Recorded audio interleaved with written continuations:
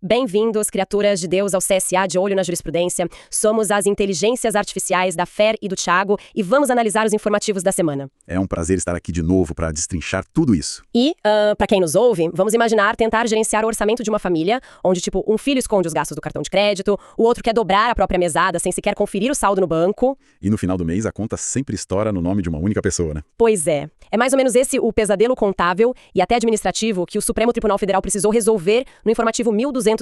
Com certeza. E eu diria que o fio condutor desse informativo é, sem dúvida nenhuma, esse embate constante entre a autonomia e a responsabilidade. Sim. Nós estamos diante de uma série de julgamentos que afetam muito profundamente a espinha dorsal da organização do Estado e, claro, o fluxo do dinheiro público. O dinheiro de quem paga imposto, no fim das contas. Exato. O STF precisou atuar quase como um contador-chefe da República ali, sabe? Definindo os limites para as regras de aposentadoria de policiais, dissecando aquele problema crônico da falta de transparência no contra-cheque de delegados. Nossa, essa parte é polêmica. Muito. E também estabelecendo a linha ética para advogados públicos e, na ponta mais pesada, barrando o Congresso Nacional de conceder isenções fiscais bilionárias sem o menor planejamento. Bom, e para entender como esse equilíbrio entre ter poder e ter responsabilidade funciona na prática, acho que o melhor ponto de partida é olhar para a base do nosso federalismo. Sem dúvida, começando pelos estados. Isso. Especificamente nas forças de segurança estaduais. A gente tem a ação direta de inconstitucionalidade, a ADI 7.777, que questionou uma lei lá do estado de Alagoas. Um caso muito interessante de autonomia. É, porque o estado resolveu criar umas regras próprias bem específicas para a transferência dos seus policiais militares para a reserva remunerada e para a reforma, né? Sim, eles fixaram a transferência automática para a reserva aos 67 anos e a reforma aos 72. Mas o que realmente chamou atenção, pelo menos para mim, foi a diferença no tempo de serviço exigido.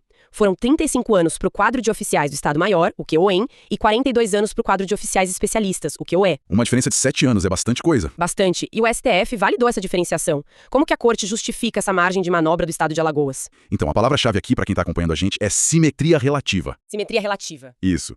Existe uma tensão meio que histórica no direito constitucional brasileiro sobre até onde vai o braço da União e onde começa a perna do Estado, sabe? Aquela velha briga de competências. Exatamente. A Constituição diz que cabe à União ditar as diretrizes gerais sobre inatividades e pensões militares. Mas, e esse é o ponto crucial, diretriz geral não é uma camisa de força. Ah, entendi. A Lei Nacional de 2019, inclusive, reconhece que os estados têm competência para disciplinar as especificidades dos seus próprios sistemas de proteção social. Se o STF dissesse que Alagoas precisava copiar a lei federal vírgula por vírgula, e acabar com o propósito de ter um Estado autônomo, né? a gente estaria assinando o atestado de óbito do federalismo cooperativo. Os estados virariam meros departamentos de recursos humanos do governo central. Tipo, é uma dinâmica muito parecida com um sistema de franquias, se a gente for pensar. Como assim uma franquia? A marca principal, que seria a União nesse caso, entrega o manual de operações, a identidade visual, o padrão de qualidade, o piso e a idade mínima. Certo. Mas o franqueado local, o estado de Alagoas, é quem sabe se a sua clientela precisa de um horário de funcionamento diferente ou de um ajuste ali no cardápio. Ele não pode vender um produto de outra marca, óbvio. Ele tem que seguir o contrato matriz. Isso, mas ele tem que ter liberdade para adaptar o negócio à sua realidade demográfica e estrutural. Excelente analogia. E no caso específico dessas carreiras militares, essa adaptação é meio que uma questão de sobrevivência institucional. Por causa do tipo de trabalho deles. Exato. Exigir 35 anos de serviço para oficiais de comando e 42 anos para especialistas, reflete naturezas de trabalho completamente distintas. Faz sentido. Um oficial do Estado-Maior toma decisões de altíssimo impacto estratégico o tempo todo, o que gera um desgaste mental e uma necessidade de renovação nessas posições de liderança muito mais rápida. Entendi. Enquanto o especialista... Já o quadro de especialistas lida com funções técnicas que se beneficiam enormemente da longevidade, sabe? Daquela experiência acumulada de anos. Faz todo sentido. Então, a STF entendeu que desde que o Estado respeite os limites mínimos impostos pela União, ele tem total autonomia para desenhar a própria hierarquia e as regras de saída. Só que a autonomia é uma faca de dois gumes, né? Com certeza absoluta. Porque Alagoas usou sua autonomia legislativa para organizar a casa. Mas e quando o Estado usa essa mesma autonomia para cruzar os braços e simplesmente ignorar a Constituição? Aí o bicho pega. E isso nos leva direto para a ação direta de inconstitucionalidade por omissão, a ADO 13 lá de Minas Gerais. Um caso clássico de inércia. Desde que a Constituição foi promulgada, lá em 1988, o Estado de Minas Gerais não implementou a remuneração por subsídio para os delegados de Polícia Civil. O que é uma violação clara da regra constitucional para essas carreiras. Pois é. E o STF declarou que existe uma mora legislativa evidente, mas deu um prazo de 24 meses para o governo mineiro corrigir isso. O que gerou muita discussão, aliás. E aqui a gente precisa descer para o detalhe prático. Porque o formato desse contra-cheque, o tal do subsídio, importa tanto para quem está pagando os impostos em casa. Bom, importa muito porque o formato do pagamento define o nível de transparência do gasto público. Ah, claro. O artigo 39 da Constituição exige que carreiras típicas de Estado, tipo delegados, magistrados, promotores, recebam por subsídio, que é uma parcela única. Uma linha só no contra-cheque. Isso. E essa regra existe justamente para proibir o acréscimo de gratificações, sabe? Aqueles abonos de permanência obscuros, prêmios de produtividade meio duvidosos. Aquelas letrinhas miúdas no fim do mês. Exatamente. Verbas que não sejam estritamente indenizatórias. E quando um Estado passa, sei lá, décadas sem regulamentar o subsídio, ele cria um ecossistema perfeito para esse regime híbrido. É aí que nascem os famosos penduricalhos. É, o tal do contra-cheque Frankenstein. Nossa, o contra-cheque Frankenstein é a melhor definição, porque o salário base até parece modesto no papel, né? Mas quando você vai somando o auxílio isso, a gratificação aquilo, o adicional de não sei o quê... O valor final explode, fica gigantesco. E o grande problema desse modelo é que ele costuma ser uma ferramenta perfeita para burlar o teto constitucional, certo? Precisamente. E olha, vai até além da burla ao teto, viu? Isso destrói a previsibilidade orçamentária do Estado. Como assim? É que quando os órgãos de controle, ou até a sociedade civil mesmo, tentam analisar as contas públicas, fica impossível saber o custo real daquele servidor. Ah, porque o valor flutua demais com as gratificações? Exato. Uma verba acessória ali pode ser criada por uma simples portaria, pode ser reajustada sem o escrutínio rigoroso de uma lei formal de aumento de salário base. Fica tudo meio escondido, né? Fica. O planejamento fiscal do Estado vira uma verdadeira ficção. Então a imposição da parcela única força a administração a colocar todas as cartas na mesa, tipo, olha, este é o valor exato que a sociedade paga por esse serviço. Mas aqui entra um ponto de fricção muito forte na nossa análise. Qual? A Constituição exigindo o subsídio é de 1988. A emenda que reforçou isso é de 1998. Nós estamos falando de uma inércia de, literalmente, décadas. Sim, muito tempo mesmo. E aí, quando a STF dá um prazo de 24 meses para Minas Gerais resolver a situação, a sensação inicial para quem acompanha de fora é de extrema leniência. Muita gente achou que o tribunal passou a mão na cabeça do Estado. Pois é. Por que não dar uma ordem de adequação imediata? O Supremo foi bonzinho com Minas Gerais. Ora, não é uma questão de benevolência, é uma questão de matemática pura e de direito financeiro. A corte precisa operar dentro da realidade da administração pública. Mas 24 meses não é muito tempo? Parece, mas pensa comigo. Determinar a mudança abrupta de todo o regime remuneratório da Polícia Civil não é algo que o governador resolve com uma canetada numa sexta-feira à tarde. Imagino que mexa com muita coisa. Mexe com tudo. Isso exige reestruturação de plano de carreira, exige cálculos atuariais dificílimos para a previdência desses servidores no futuro. Ah, previdência, bem lembrado. E mais importante ainda, tem que ter previsão na Lei de Diretrizes Orçamentárias, a LDO, e na Lei Orçamentária Anual, a LOA. Você não pode simplesmente criar uma despesa sem estar no orçamento aprovado. Entendi. E sem contar que a decisão do Supremo também precisou mapear o terreno político e legal do momento, né? Já que o calendário impõe limites bem severos. Bem lembrado. A gente está no ano eleitoral. Exato. Em ano eleitoral, a Lei de Responsabilidade Fiscal e a Lei das Eleições proíbem concessões de reajustes ou essas reestruturações de carreira que gerem aumento de despesa nos últimos 180 dias de mandato. Tem uma trava de segurança aí. Se o STF exigisse o cumprimento imediato, o governador seria praticamente obrigado a cometer crime de responsabilidade fiscal só para cumprir a ordem judicial. Seria um paradoxo. Então, os 24 meses são, na verdade, aquele respiro técnico e legal para o Estado fazer a transição sem implodir o próprio orçamento. Exatamente isso. A jurisdição constitucional moderna não pode se dar ao luxo de ignorar as consequências práticas do que ela decide. O STF está exigindo a obediência à Constituição, claro, mas está fornecendo o mapa de como chegar lá sem causar um colapso nas contas. Tá certo. Bom, e já que a gente está falando sobre trazer transparência e ordem para as carreiras do Estado, vamos dar um passo além agora. Vamos lá. A transparência no pagamento dos delegados, a gente já viu que é vital para o controle externo. Mas como fica o controle sobre os profissionais que defendem o próprio Estado nos tribunais? O caso da advocacia pública. Tema 936 de repercussão geral. Esse mesmo. Originado lá de Rondônia, a decisão foi super contundente. O Supremo disse que é constitucional exigir a inscrição na Ordem dos Advogados do Brasil, a OAB, para os advogados públicos. Uma regra que parece óbvia, mas que gera muito debate interno. E é, tipo, uma dupla camada de controle, né? Porque eles continuam respondendo às corregedorias internas de suas procuradorias, óbvio, mas a carteirinha da OAB é inegociável. Exato, eles têm que ter a OAB ativa. Mas qual que é a lógica por trás de manter a OAB na jogada, mesmo para quem já passou num concurso público super rigoroso para procurador? A lógica toda repousa na ideia de que a advocacia é uma carreira de natureza una. Como assim, una? O Constituinte lá de 88 incluiu a advocacia no capítulo das funções essenciais à justiça. Isso está no artigo 133, sem criar nenhuma divisão ontológica entre o advogado que atende no escritório particular dele e o procurador que defende o município ou o estado. Ah, entendi. A base da profissão é a mesma. A essência é a mesma. O ato de postular em juízo, as prerrogativas profissionais que eles têm, os deveres éticos, é tudo idêntico. Certo. A aprovação no concurso público atesta o conhecimento técnico que ele tem para ingressar no cargo. Mas a inscrição na OAB que confere essa capacidade postulatória contínua e, principalmente, a submissão ao Código de Ética Nacional da profissão. Para visualizar isso de forma bem pragmática pro pessoal de casa, eu acho que é só pensar na rotina de um médico. Boa. Como funciona no caso dos médicos? Tipo, se um cirurgião é concursado e opera num grande hospital estadual de manhã, ele segue as regras da Secretaria da Saúde. Responde à diretoria do hospital, bate o ponto, tem a chefia imediata dele. Sim, ele é um servidor ali. Mas se à tarde ele vai pro seu consultório particular, a natureza do que ele faz continua sendo a medicina. E para ser médico, tanto no hospital público quanto na clínica privada, o registro ativo no Conselho Regional de Medicina, o CRM, é uma exigência absoluta. não tem como escapar. O hospital público não pode dispensar o CRM só porque o médico passou num concurso. E com os advogados públicos, dependendo da legislação estadual, muitos podem exercer a advocacia privada nas horas vagas. E isso amarra perfeitamente o argumento do tribunal, viu? Por quê? Porque se o procurador estadual pode litigar no mercado privado, assumindo causas de clientes particulares, claro, desde que não vá contra o ente que paga o salário dele, é muito evidente que ele precisa estar sob guarda-chuva disciplinar da OAB o tempo todo. Faz sentido. Ele não tem duas identidades profissionais. Exato. Ele não veste um jaleco ético diferente quando sai da procuradoria. E tem um detalhe importantíssimo aqui que separa a advocacia pública da defensoria pública. Ah, sim, porque os defensores têm uma regra diferente, não é? Tem. O Supremo já tinha julgado no tema 1074 que os defensores públicos não precisam estar inscritos na OAB. Por que essa diferença? Isso ocorre porque a defensoria tem um regime constitucional completamente distinto, focado exclusivamente na assistência aos vulneráveis e com vedação absoluta ao exercício da advocacia privada fora do cargo. Ah, o defensor público não pode ter cliente particular de jeito nenhum. De jeito nenhum. A advocacia pública não tem essa barreira em todos os lugares, logo a submissão à OAB permanece intacta para eles. Entendido. Então a advocacia pública defende o ente estatal e precisa da chancela ética da OAB. Mas, se a gente virar a lente agora para a instituição que tem como missão constitucional defender a própria sociedade, a gente chega no Ministério Público. O famoso fiscal da lei. Isso. E aqui o debate deixa um pouco aquele campo da ética profissional e entra de forma muito crua no fluxo de caixa do sistema de justiça. Onde o calo aperta, né? No dinheiro. 382 de repercussão geral lidou com uma pergunta super direta. Quando o Ministério Público processa alguém e perde a ação, de quem é a conta? Essa é uma pergunta excelente. E o STF decidiu que o MP não paga honorários de sucumbência e nem custas processuais. Que seria aquele valor pago ao advogado da parte que ganhou, certo? Isso. Porém, tem um detalhe na decisão que muda o jogo. O MP é obrigado a pagar de forma antecipada ou no exercício financeiro seguinte os honorários periciais daquelas provas que ele mesmo solicitar lá pelas regras do Código de Processo Civil. Certo. Pagar o perito. Isso. Mas me explica uma coisa, por que essa distinção tão cirúrgica entre, não pagar o advogado vencedor, mas ter que pagar o perito? Olha, essa distinção é uma verdadeira obra-prima de desenho institucional.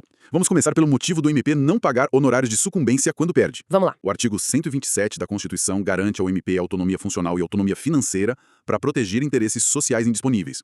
A gente está falando de meio ambiente, patrimônio público, direitos difusos da população. Coisas gigantes. Sim. Agora imagina que o Ministério Público decida processar, uma grande multinacional de mineração por um desastre ambiental gravíssimo, cobrando 2 bilhões de reais em reparações. Nossa, uma ação gigantesca. Pois é. Se o promotor soubesse que, caso ele perdesse a ação por algum detalhe técnico qualquer, o MP teria que pagar 10% desse valor bilionário em honorários para os advogados da mineradora. Daria 200 milhões de reais só de honorários. Exato. Nós teríamos o que o direito chama de efeito inibitório. O MP ficaria aterrorizado com a possibilidade da derrota, o medo de quebrar financeiramente a instituição e a impedir a proteção da sociedade. O promotor simplesmente não ia assinar a ação. Certo, o risco seria alto demais. Muito alto. E além disso, a lei também estabelece que quando o MP ganha a causa, os membros dele não recebem honorários de sucumbência. A lógica processual é muito clara e bilateral. Se não há bônus financeiro na vitória para o promotor, não pode haver o ônus para a instituição na derrota. Tá, o argumento do efeito inibitório faz total sentido para garantir a coragem institucional do promotor, não tenha dúvida, mas assumindo a posição agora do advogado de defesa ou do cidadão comum que está sendo processado. O outro lado da moeda. É, porque se o promotor não corre nenhum risco financeiro ao perder a causa, meio que não custa nada para ele processar.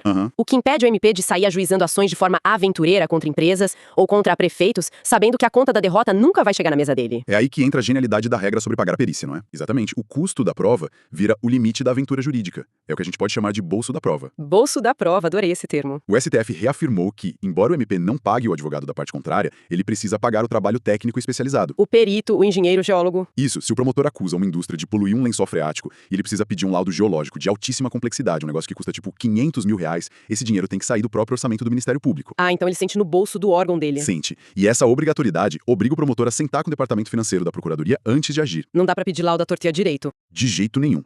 Funciona como um verdadeiro freio de arrumação estrutural contra as chamadas demandas frívolas.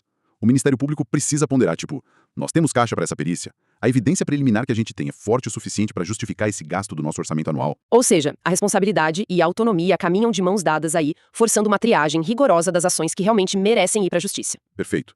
É o orçamento interno atuando como um filtro de razoabilidade da ação estatal. É muito fascinante como a exigência do pagamento de um simples laudo técnico consegue proteger todo o sistema judiciário de uma enxurrada de processos infundados. Uma regra processual que salva as finanças do país, de certa forma. E se a gente acabou de ver que até o Ministério Público precisa consultar a própria contabilidade antes de gastar 500 mil reais, a gente tem que levar esse raciocínio para a escala macro agora. A escala dos bilhões. Exato. Vamos falar sobre como o Congresso Nacional lida com os bilhões do orçamento da União. O último ponto desse informativo é monumental, que é a ação direta de inconstitucionalidade AD 7633. O julgamento de um peso absurdo para a economia. Demais. Nela, o STF declarou inconstitucionais os artigos de uma lei de 2023 que prorrogavam a tal da desoneração da folha de pagamento para 17 grandes setores da economia e, além disso, também reduzia a contribuição previdenciária de pequenos e médios municípios. Uma renúncia fiscal gigantesca. Essa montanha de isenções, sem apresentar a estimativa de impacto financeiro e sem indicar de onde sairia a compensação. Esse é, sem dúvida, o caso com as maiores ramificações macroeconômicas que a gente viu recentemente. O Supremo trouxe à tona o pilar central da responsabilidade fiscal no Brasil. O artigo 113. Esse mesmo. A regra do artigo 113 do Ato das Disposições Constitucionais Transitórias, o ADCT, aliado à nossa famosa Lei de Responsabilidade Fiscal, é uma regra dura e inegociável. E o que ela diz na prática? Na prática, o Congresso não pode criar renúncia de receita que afete a Seguridade Social sem colocar na mesa a conta exata de quanto isso vai custar para o país. E mais, sem apontar qual é a outra fonte de receita que vai cobrir esse rombo. Tem que mostrar de onde vem o dinheiro. Claro, a Seguridade Social é o caixa que sustenta o SUS, as aposentadorias da Previdência e a assistência social. Não é um fundo infinito. E a gente vê aí o embate clássico entre a vontade política de estimular a economia, de agradar o eleitor e a realidade implacável da matemática, né? A matemática sempre cobra conta no final. E o argumento do Congresso e dos setores beneficiados era bem forte. Tipo, desonerar a folha de pagamento manteria centenas de milhares de empregos no curto prazo, promovendo ali um bem-estar social. A ideia de que imposto mais barato gera mais emprego é muito popular e faz sentido para muita gente. É um argumento super sedutor. Mas o STF precisou agir como guardião da sustentabilidade no longo prazo. Porque não adianta salvar o emprego hoje se amanhã o Estado não tiver dinheiro para pagar a aposentadoria desse mesmo trabalhador porque o caixa da Previdência foi esvaziado, sabe? Sem planejamento nenhum. Perfeito o seu raciocínio.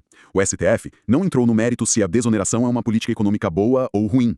Não é o papel deles julgar a economia. Eles julgaram a regra do jogo. Exato. A Corte apenas exigiu o cumprimento da regra do jogo orçamentário. O que estava acontecendo era o Legislativo decidindo dar uma grande festa, convidando todo mundo e mandando a conta lá para a Constituição pagar. Voltando para minha analogia familiar do começo, é tipo decidir dar uma mesada enorme para todos os filhos, achando que isso vai melhorar o clima em casa, mas assinar esse compromisso sem sequer abrir o aplicativo do banco para ver se tem saldo na conta. Brilhante. É exatamente isso.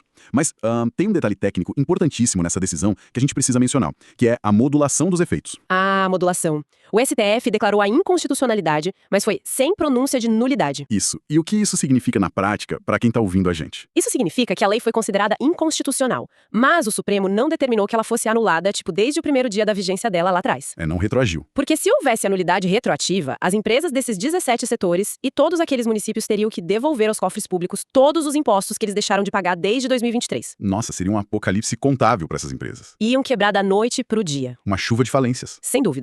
Então, ao preservar as relações jurídicas do período em que a lei esteve valendo, o STF deu meio que um ultimato pro futuro sem destruir a economia no presente. O recado foi claro, olha, o que passou, passou, não vamos cobrar os atrasados, mas daqui pra frente, mostrem a planilha de compensação financeira ou o benefício acaba. Exato. O tribunal agiu com uma prudência cirúrgica aí. Eles demonstraram que boas intenções legislativas não revogam as leis das finanças públicas, mas ao mesmo tempo também reconheceram que o setor produtivo não pode ser punido retroativamente por causa de uma irresponsabilidade de processo lá do Congresso Nacional. Eles jogaram com muita responsabilidade ali. Bom, que jornada densa a gente teve hoje, hein? Muita coisa e muito dinheiro envolvido. E pra quem acompanhou essa imersão conosco, vamos amarrar os fios soltos aqui rapidinho. Bora. A gente começou entendendo como a autonomia do nosso federalismo permite que Alagoas crie regras de aposentadoria bem próprias para a polícia militar deles, respeitando a complexidade de cada função de quem tá na rua ou no comando. A famosa simetria relativa. Em seguida, vimos que essa mesma autonomia não serve de desculpa para Minas Gerais esconder o custo real dos seus delegados sob uma montanha de penduricários, exigindo ali a implementação do subsídio em parcela única para garantir transparência. E dando os 24 meses de prazo. Isso. Depois passamos pela exigência lógica de que os procuradores que defendem o Estado precisam do registro ativo na OAB, o que garante a uniformidade ética de toda a advocacia pública ou privada. É o CRM da advocacia. Mergulhamos também na brilhante dinâmica financeira do Ministério Público, que não paga honorários de sucumbência para não ter aquele medo paralisante de agir, mas tem que pagar antecipado pelas próprias perícias para não agir com irresponsabilidade. O bolso da prova em ação. E fechamos lá no topo da pirâmide, com o STF cobrando do Congresso Nacional a fatura bilionária da desoneração da folha, lembrando a todo mundo que a Seguridade Social simplesmente não aceita cheques em branco. É um conjunto de decisões fascinantes, sabe? Ele revela uma faceta menos midiática, mas que é vital para o país, que é o funcionamento da nossa Suprema Corte. Como assim menos midiático? Porque quando a sociedade pensa no STF, geralmente a gente pensa naqueles debates enormes sobre liberdades individuais, pautas morais, direitos fundamentais abstratos. Aquelas coisas que dão capa de jornal todo dia. Exatamente. Mas o material que a gente dissecou hoje mostra a Corte operando lá na sala de máquinas do Estado. Eles estão mexendo nos disjuntores. É o Supremo exigindo que o dinheiro público seja rastreável em Minas, que os incentivos processuais não quebrem o Estado lá no caso do MP e que as promessas do Legislativo em Brasília tenham cobertura no caixa. E isso tudo nos deixa com uma provocação bem poderosa para quem nos ouve refletir ao longo dessa semana. Qual seria? A gente tem esse hábito de medir a força de uma democracia pelos grandes discursos inflamados no plenário, né? Ou pelas leis com nomes bonitos que prometem um futuro super brilhante para todo mundo. É o que chama a nossa atenção, afinal. Mas a realidade fria dos processos judiciais e dos orçamentos mostra outra coisa. Talvez o verdadeiro teste de resistência do Estado de Direito hoje dependa muito menos da retórica e muito mais da matemática. É duro, mas é verdade. Até que ponto a garantia dos nossos direitos fundamentais, os mais básicos, está diretamente amarrada à capacidade das nossas instituições de simplesmente fechar a planilha de custos no fim do ano? Porque uma Constituição cheia de promessas não tem como sobreviver a um tesouro vazio, né? Uma reflexão pesada pra gente levar pra semana. E com esse pensamento, encerramos a nossa imersão de hoje. Foi excelente processar e traduzir esses cenários tão complexos que impactam de forma silenciosa a nossa vida e o nosso bolso. Foi excelente mesmo. Agradecemos a quem nos acompanhou até aqui por investir um pouco do seu tempo em entender as engrenagens reais da nossa justiça. Continuem de olho na jurisprudência e até a próxima análise.